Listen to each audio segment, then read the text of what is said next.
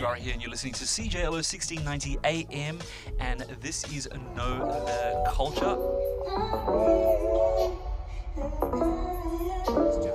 Let's hear it for Maky Lavender. Take it away, Maky.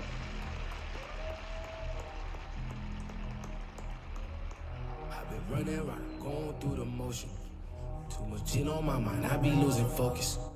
Been on pillies daily, I've been rolling. Here with shawty, even though I'm feeling lonely. If I'm drinking too much, maybe that's my limit. So man, thanks for having me. Of course, man, of course. Look, I'm sorry that we're in like a weird office situation. It's a vibe. It's a vibe. You guys are working. I can see that. You made, okay, my favorite song of yours is Ours. Oh. But yeah, I love that song. And I know that you did recently an acoustic, like a live session with Ryan Nader? Yeah. Okay, he's the guitarist. Yeah. Man, he's wicked. Oh, it's fire. Yeah. He always says that he's not that good, but he's lying. Like, he's fucking awesome.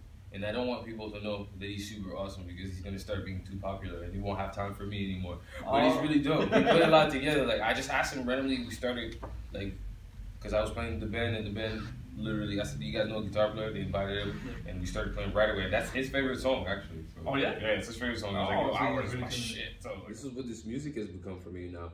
Because I've been doing this since I was, probably I have a song that I did at this guy's house off GarageBand when I was like 13 or 14. Okay. So then I started really kind of caring and releasing music, my first real song when I was 17. And so and then after that I started really taking music full all the time when I was 19, and now I'm 26.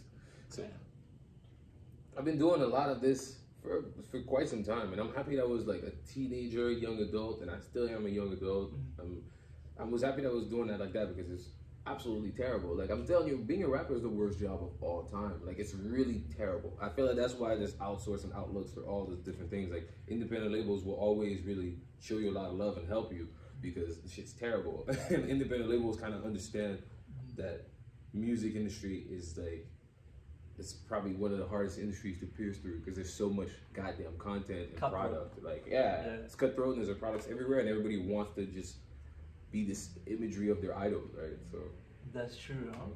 And we don't even really know all the backstories that they've been through. No, nobody. You know what I mean? You don't know why they think it's like it's the worst. Like, someone told me like everybody thinks they deserve to be famous. Everybody thinks they got it. Yeah. Wait, it's true, huh? Right? It's really true. Especially now, you know, you can see people on your phone in 2 seconds. So. Well, see, and that's the thing. Like, it kind of makes the whole thing of like being a celebrity and famous. It's dead. Yeah. In a way. Makes no sense. Yeah. Makes no sense at all. Yeah. It's just, I was watching some documentary about Von Dutch, the hats and stuff, and they were explaining how back then you had to see what they were wearing to know what was cool. Like, if you didn't see that, you didn't know what you wanted to wear. Exactly. I mean, like, now we're in a new world. I'm happy about this future, but at the same time, it's a bit weird that we ever gave a fuck about celebrities. That's true. Right? I don't get it. Yeah, it's true. And even who was it that was saying? Okay, I went on to what's that app called? It's the app. And then we got like a black and white, Clubhouse. And then I was in a small group, I think it was like 6 people. And there was one of the girls, I think her name's Leah from SWV. Leah? Yeah. Okay, the R&B group? Yeah. And like I asked her that question because I had my chance to talk, and I was like, okay, so what do you think about having this full access to like celebrities where I could like, in a damn Clubhouse, I'm sitting on my couch and I'm talking to this girl who like South Africans idolize like SWV, like they love that. Oh my god, that's like the group. Yeah, we grew up listening to that. Yeah, so like me just sitting on my couch, just like scratching my bum, and I'm like talking to this like Leah from SWV. I'm like, yo, like, you have no idea how this is so wild to me that like I have this access to you. Like, what does that feel like being an artist that works so hard, and then now that's like just, it's kind of erased that in a way because like anyone can just, you know, get at you. You know what I mean? But for her, she was like, I love it. She's like, I love this new trend because then it allows me to kind of make new changes in my career and adapt to like this new world. And before I was just doing my thing, but now I'm able to be a little bit different, and I can try and grasp what people are actually really looking for, which is kind of very positive. Yeah, it's sick. I'm not gonna lie, like being an independent, like really, like I'm almost rocker at this point. It makes no sense. Like I go to random cities I don't know, and I just link up trying to find. Sometimes I go to a store. There's a girl working at the store. I say, hey, I'm like, yo, what's up with music here? Usually everybody knows. Everybody from their city says, oh no, this is hot. You can go to that studio. This is where the club is at. Like, yeah, you want some weed? The weed's over there. Like, usually they know if you indie enough and shit that you could go to the place, people just look how you dress and okay, he's part of the culture. Like I was in New York and someone noticed I had Jordans. So a cop, actually, this Asian cop, full of tats, right? He saw me with Jordans and a Supreme bag in my hand. So he came over to me and said, yo, you guys saw about the new Supreme drop and everything? And I was just like, oh, it's true. This cop is here, like it's different. They know about the culture, so they're into it. They eventually just get a job wherever they get a job, but they're still into the kind of urban streetwear culture. Right. Anywhere. Like everybody has, like in Brooklyn, everybody has sneakers. It's normal. Yo, they dress nice out there. Right? They just don't stop. Everybody does that. Yeah. Oh, for sure. But like sometimes when I think about because I mean you dress very nice. I see the Jordans. We're trying. These are my winter Jordans. I'm gonna beat them. I was in Europe with these, so I'm walking a lot with these. Oh yeah. Yeah, you gotta. These are the threes. You gotta really work these. Damn, they're nice. But I mean, I can't even see that. But you said that these are your winter ones? Well, I just wanted to become that. Like these are the traveling through Europe shoes because you need a pair of Air Max if you're traveling through Europe. Okay. You need to walk. Yeah. and this is a lot of padding. So I mean, these are padding shoes. I'm lying. I got these like last summer, and usually. In 2020, I was on the road so much that I had pairs of Jordans that never were anywhere but on stage. Okay. So, yeah, it was ridiculous. I think I wore them for a music video. There's a music video from Rumbling, and I dropped Cola Couronne on my shoe. Okay. You know what Cola Couronne is? No. Cola Couronne is this Haitian soda. It's very important here. Cola Champagne, it's called. Okay. I dropped some on my shoes while we're shooting the video, and it's in the video. No.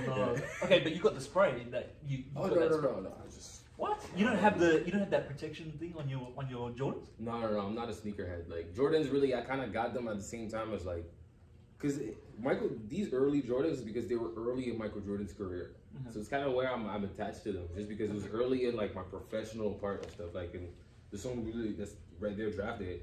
I talk about like how like you leave the city, your mom is just tripping. She's like, where are you going? You leave. You just do your stuff. You're like, I'm super good, man. I'm the best at what I do. You go, and then you come back, and then you go again. You come back, you come back, and nobody knows you anymore, really. And it's exactly that. When Kobe Bryant got drafted to the Lakers, they didn't draft him to the Lakers. He got drafted to Charlotte, and they traded him just to show you where you're sometimes the beginning of like your magical career. People don't really fucking know. Like Nike almost fucked up the deal with Michael Jordan. They almost didn't get it. Yes, exactly. So, and the three is like the one where like was Thinker Hatfield, the guy who designed them shits, like literally decided like he kept him with doing the three. He almost left because the twos were so bad. So I like the story behind them. I've matched like the Jordans that I wear with the time I am in my life. Definitely, yeah. No, you definitely, man. I have to show out because man, this is too. Like, what am I wearing? Like, man, this is embarrassing. Where are these boots from? Where are they from? These are like $60 dry ass boots that started talking because the sole kind of came off. Let me see under. Oh, you're slipping with these. Absolutely. You slip on ice. Like, yo. Quebec boots, bro, you gotta get the good boots. That's fucked up. Some people, I was with my friend, he went to Foot Locker, bought a pair of Timbs for $220. Like with the tax, it's $220 because it's $190 pre-tax. Okay. But you need those just to survive winter over here. Like, so these are just the winter beaters when you're driving. Okay. If not, man, you need the boots. Okay. So we were playing top 3, but you know what? Now that you mentioned about clothes, because I saw there was a video that you did with you, Zach Zoya, and also Google. Okay, yeah. And you were telling us that you got all this shit for free. Yeah. Okay, man, the overalls that you got, were they from Walmart? Is that what you said? Yeah. Man, they I think I are stole them. sick. I think that's a SWAT. I think I stole one or two things that I was wearing. So then I was supposed to say that. Yeah. Yo, Walmart. man, that's fucking wicked. But see, you gotta have the right body to wear these sort of like overalls. I feel like I'm too tall and lanky to wear that kind of stuff. You gotta get the overall that works for you. You know, like these overall, I think I wore them twice. I wore them at a show in Ausgang years ago, and I wore them again like at what was that show? Was it Santa Teresa? Teresa, and that's it. And I was supposed to do Santa Teresa, but they got canceled the year after COVID once again. But yeah, like that's.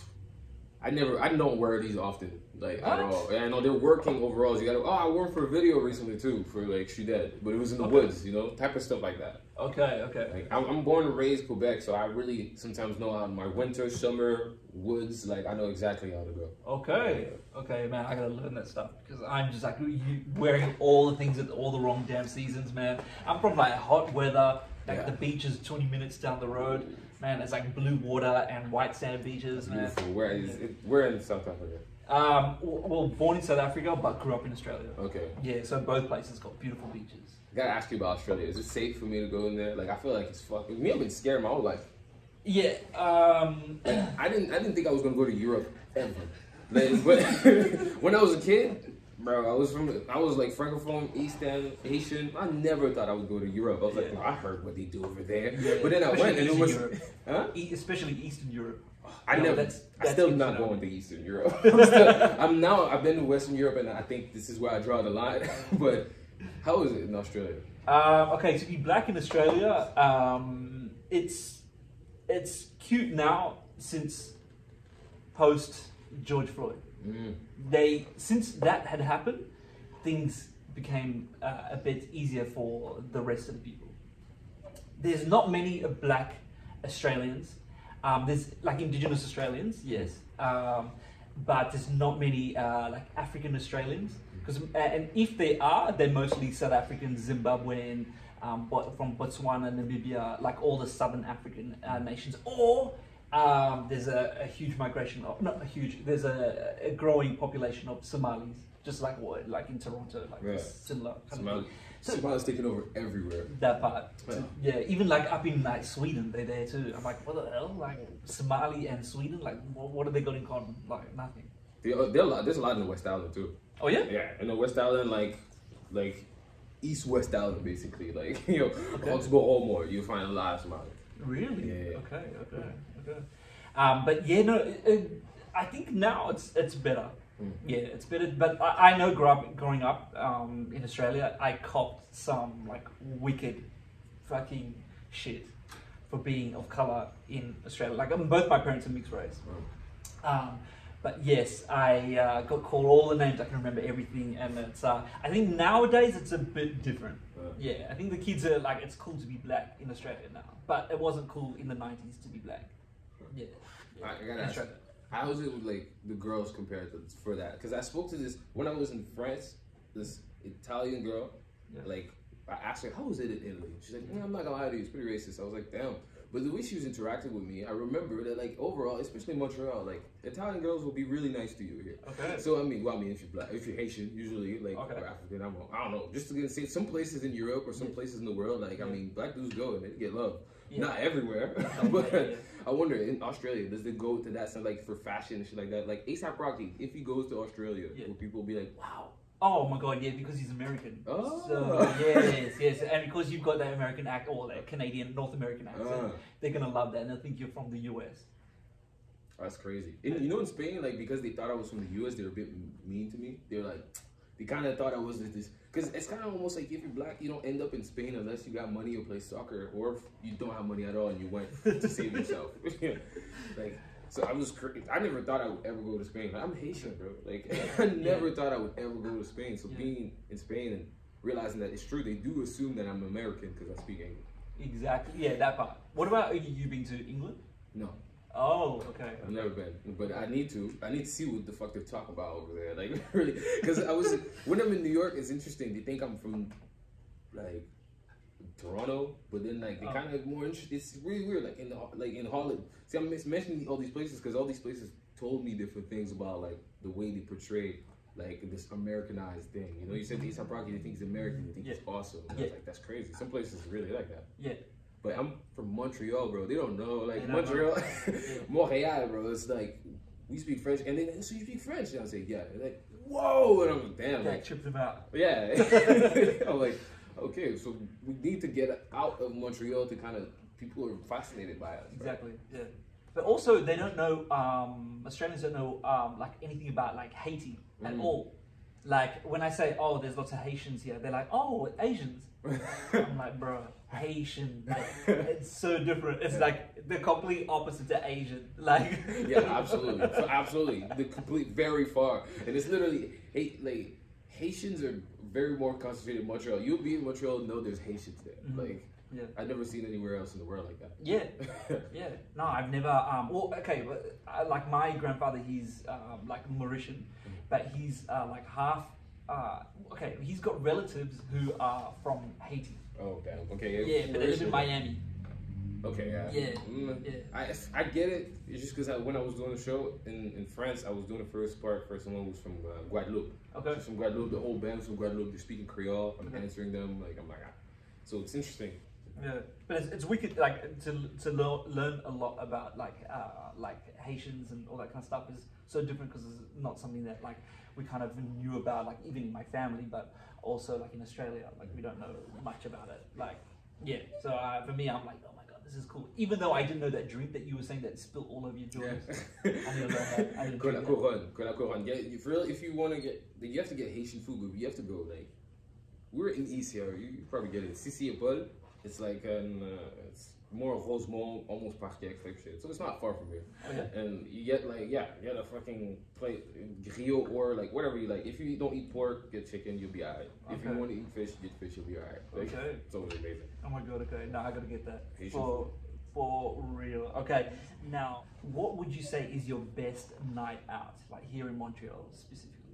Maybe before, man. I think as soon as you get a girlfriend, bro, it's kind of like it's a death sentence. Like, it's a love sentence, right? So you don't do none of this shit anymore because back then, like, yo, you go to a party, you're just like literally free for all. Like, you're just open to the world. So I don't really do that as much anymore. Okay. I'm an old ass man, but what did I used to do?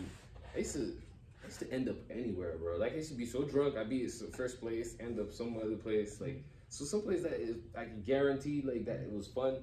Yeah. Shit.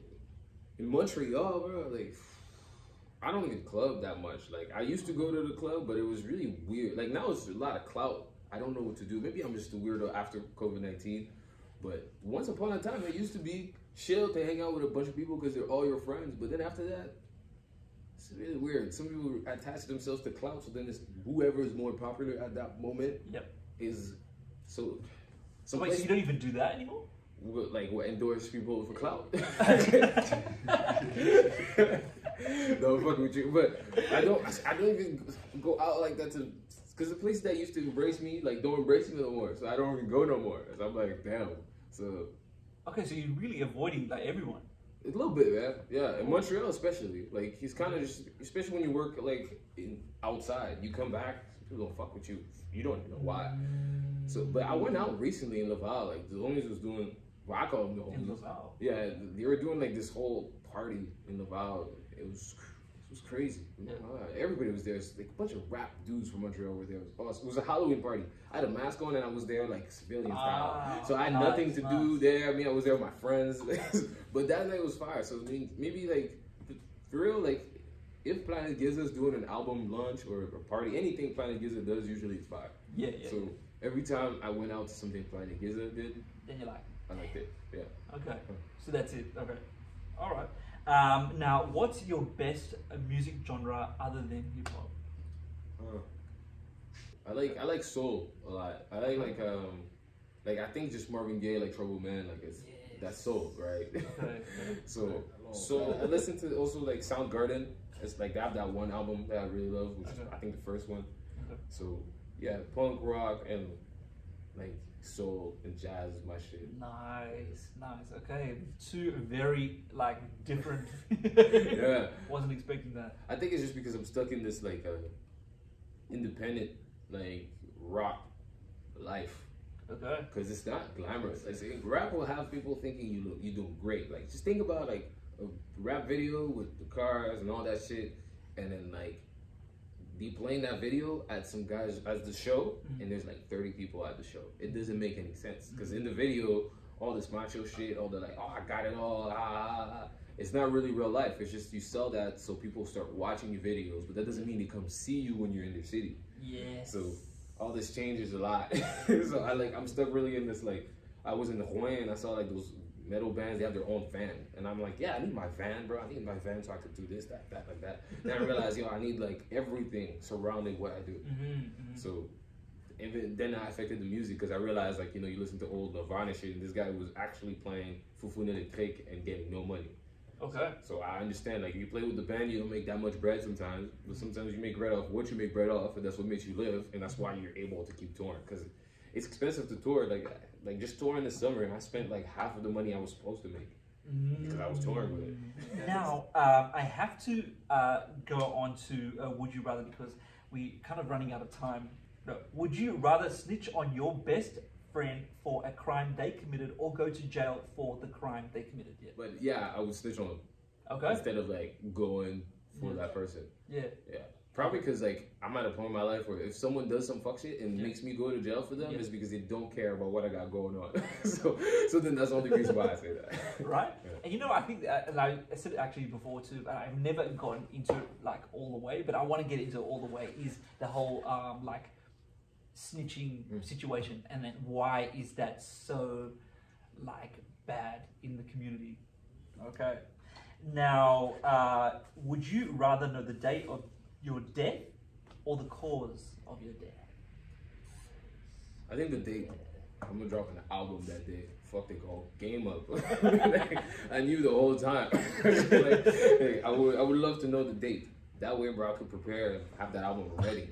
So when it drops, man, I get my life insurance ready, get my family good off whatever they try to make off me, man. I'm not giving that shit to Universal.